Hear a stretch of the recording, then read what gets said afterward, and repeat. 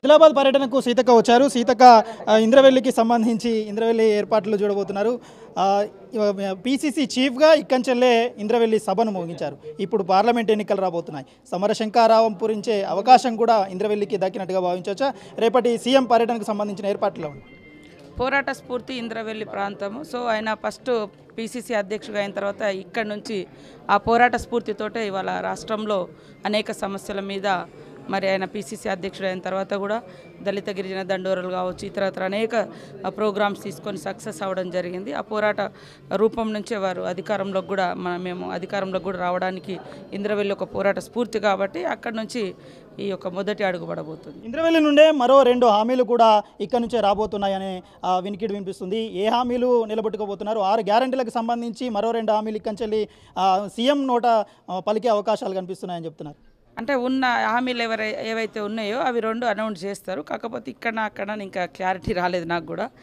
ఎన్నికల హామీలో ఇచ్చిన ఆదిలాబాద్ దత్తత హామీని ఈ సభ నుంచి పూరించే అవకాశం ఉందా? ఇప్పటికే కడెంకు సంబంధించి 5 కోట్లు రిలీజ్ అయ్యాయి. సదర్మాట్కు సంబంధించి సమస్యలు ఉన్నాయి. అవన్నీ ఈ ఆదివాసీ ప్రాంతంలో ఆదిలాబాద్కు సీఎం ఎలాంటి వరాల జల్లు కుల్పించబోతున్నారు? మంచి అంటే ఇక్కడ నుంచి వచ్చే ప్రతిపాదనను వారు సానుకూలంగా తీసుకున్నారు, ప్రకటిస్తారు. అదేవిధంగా కుప్టి ప్రాజెక్టు కానీ ఇంకా కడెం ప్రాజెక్టు ఇంకా దీర్ఘకాలికంగా కావాల్సినటువంటి డబ్బులు కానీ డ్రింకింగ్ వాటర్ వందలాది గ్రామాలకు ఇప్పటివరకు మంచినీళ్ళు మనం బాగా చెప్తున్నారు మన వాళ్ళు, కానీ ఊళ్ళల్లో లేవు చూస్తే. అట్లా దానికోసం కూడా ఒక స్పెషల్గా డ్రింకింగ్ వాటర్ ప్యాకేజ్కి సంబంధించి వర్క్ కానీ ఇవన్నీ కూడా మేము సార్ట్అవుట్ చేస్తున్నాం ఇప్పుడు కలెక్టర్లతో కూడా. ఎందుకంటే చాలా తక్కువ టైంలో డిసైడ్ అయింది ఈ ప్రోగ్రాము.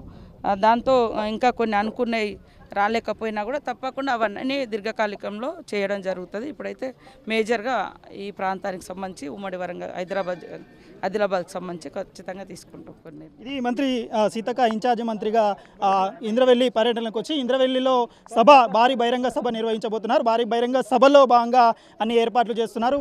నాగోబా ఆలయాన్ని, కెస్లాపూర్ నాగోబా ఆలయాన్ని సీఎం హోదాలో రేవంత్ రెడ్డి సందర్శించబోతున్నారు. రేవంత్ రెడ్డి ఇక్కడికి వచ్చి పూజా కార్యక్రమాల్లో పాల్గొని ఇంద్రవెల్లిలో బహిరంగ సభలో పాల్గొంటారు. ఇంద్రవెల్లి స్మారక స్మృతివనాన్ని కూడా ఇప్పటికే ఏర్పాటు చేయాలంటూ ఆదేశాలు కూడా జారీ అయ్యాయి. ఆ ఏర్పాట్లు కూడా కొనసాగుతున్నాయి. ఫిబ్రవరి 2న ముఖ్యమంత్రి హోదాలో రేవంత్ రెడ్డి తొలిసారి భారీ బహిరంగ సభలో పాల్గొనబోతున్నారు. పార్లమెంటు ఎన్నికల్లో సమర శంఖారావాన్ని ఇక్కడ నుంచే పూరించే అవకాశం ఉంది. మరో 2 హామీలు 6 గ్యారెంటీల్లో భాగంగా 2000కు సంబంధించి 500 గ్యాస్ సిలిండర్కు సంబంధించి 200 యూనిట్ల ఉచిత విద్యుత్ ఏదైతే ఉందో ఈ 2 ప్రధాన హామీలు ఇక్కడ నుండి అమలయ్యే అవకాశాలు ఉన్నట్టుగా తెలుస్తుంది. కెమెరా పర్సన్ ప్రవీణ్తో నరేష్ టీవీ 9 ఇంద్రవెల్లి నుండి.